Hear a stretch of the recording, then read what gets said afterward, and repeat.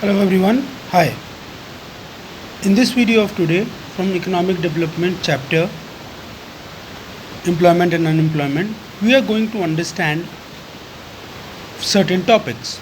The, fir- the name of the topics which we will be understanding in this video are the distribution of workforce industry wise, second, the term called as jobless growth, and third, the term called as casualization and informalization of workforce.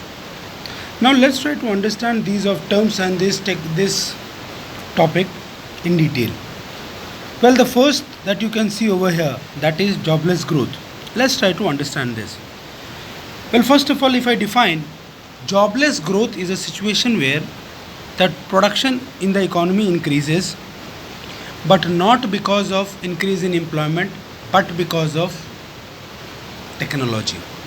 I repeat, the total increase in the total production of the economy because of the use of technology and not by employment is called as jobless growth. I am sure all of you by now know that there are two ways of increasing production in economy. One, hire more laborers, that is increase the employment, and second is bring technology which will increase the production. In both the cases, there is increase in output. But when output increase only by use of technology and not by employment, that is a situation of jobless growth. So we can conclude and we can say that these days we are relying more on technology and less of employment. Now there are certain reasons why we are relying more on technology. Number one is that the pace at which technology can increase the goods, people will certainly not increase the goods. Secondly, the cost of technology, cost incurred on technology by companies is less compared to hiring of more of people. And third, the preference of the organizations have increased for the use of technology rather than taking of more labors. That is why we use more of technology rather than employment. And this, when technology increases GDP, technology increases production, and increase in production is called increase in GDP. That is called a situation of jobless growth. Moving on, let's try to understand the word casualization and informalization of workforce. Now, when we are saying casualization of workforce, this means a situation where the percentage of casually hired workers in the total workforce tends to increase over time. Now, all know that out of all the people, out of the total workforce, out of all the people who are working in the society, in the economy, people are either casually working or people are working permanent. When this number of casual workers are increasing, that is called a situation of casualization of workforce. In the past few years, the number of casual workers have increased in our economy. Now, when I say that casual workers are increasing, I do not mean to say that regular workers, that is permanent workers, are declining. But the rate of increase in casual workers have increased very much, and the rate of regular hired workers have not increased to that context. Now, why is that? There should be a reason why that casual workers are increasing and not the hired workers. The first reason of increase in casual workers is that still today in rural areas, people focus more on their agriculture work. People focus more on their agriculture work.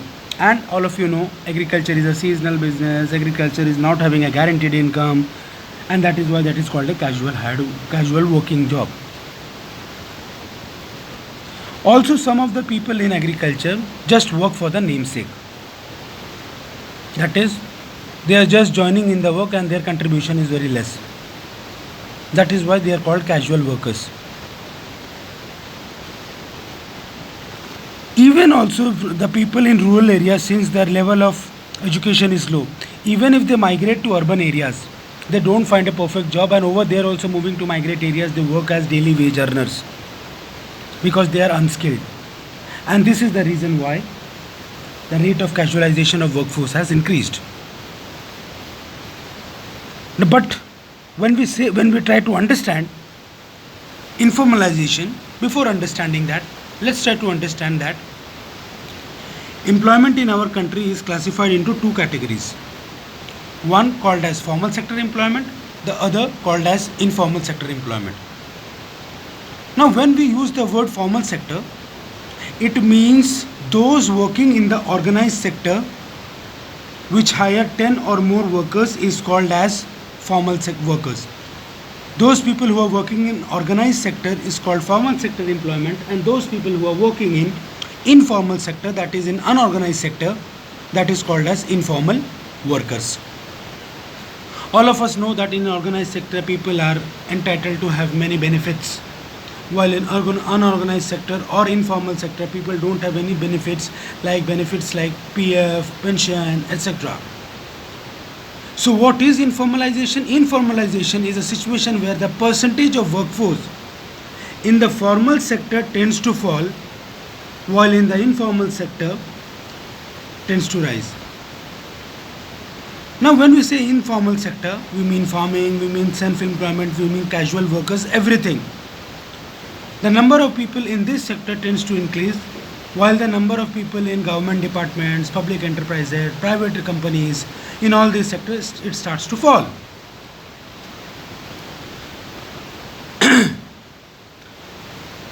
As per for the growth of the economy, the more the people are into formal sector employment, the more will be the growth of the economy, and the less the people are in informal, the less will be the problems in the economy. But it has exactly has opposite happened in our country. People in informal has increased while people in formal has declined, and this is the reason of calling the term as informalization of workforce. Thirdly, let's try to understand that how is the distribution of the workforce in our industries. Now when we say industries, we generally mean to say three types of industries. One, primary sector industry; second, secondary sector; and third, tertiary sector. Now all of you know that primary sector includes agriculture, forestry, fishing and all, while secondary sector includes manufacturing industry, construction industry, electricity industry and so on, while tertiary sector, the main things which includes are services like banking and insurance.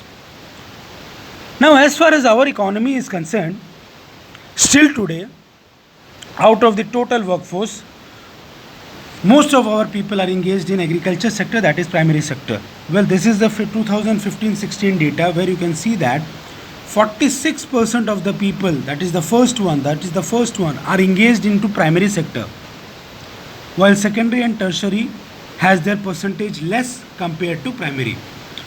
Now this means that still a large portion of our population or workforce is dependent on agriculture sector to earning their living.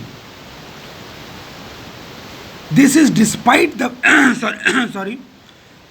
most of our workforce is into primary sector, and this is despite of the fact that the wages in agriculture sector is comparatively less as compared to secondary and tertiary. And in tertiary sector, people engaged in workforce is more compared to secondary sector, which means that the number of the development of industries in our country is very limited, and the less the number of industries in our economy is, the more is the backwardness of the economy. However, when we talk of the rural and urban sector people who are engaged in these sectors, we can see that in rural areas around 58% of the people are engaged in agriculture sector, while in urban areas 63% of the population is engaged in service sector.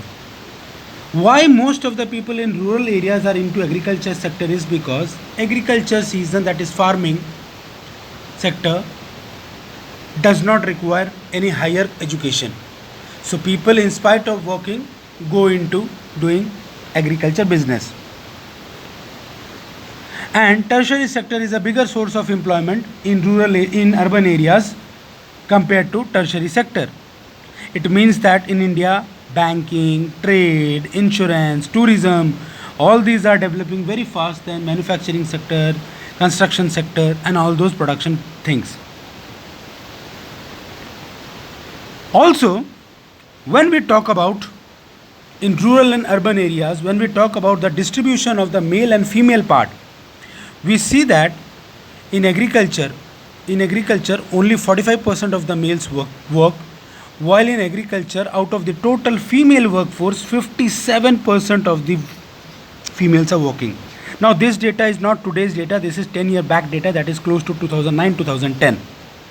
Why most of the women, that is around 57% of the women, are engaged in primary sector is because primary sector, that is agriculture, is confined more to rural areas where women find easy to work because this farming activities are closer to their homes, and since they cannot migrate to urban areas to find jobs, they find it easy working in agriculture sector. Also, why they are unwilling to migrate to urban areas is because of some social constraint, because of some family pressure, anything, but most of the women work in agriculture sector because that is closer to their home. However, you see, the large force of men is dependent on agriculture, while in other sectors no one matches. The percentage of males in other sectors are very less compared to agriculture, and the same scenario is there for the female workers also. So from the occupational structure we get to know about, or the distribution of workers, we get to know about three things. Number one, most of this workforce still in our country is dependent on agriculture. Secondly, out of the rural and urban areas, most of the rural areas is dependent on agriculture, while most of the urban areas is working in service sector industry. And in male and female, most of the females who are working in agriculture or primary sector compared to the men. And all the reasons for all this have been explained in this video. I hope with this you are able to understand jobless growth, casualization, informalization, and the distribution of workforce in various industries. Thank you everyone.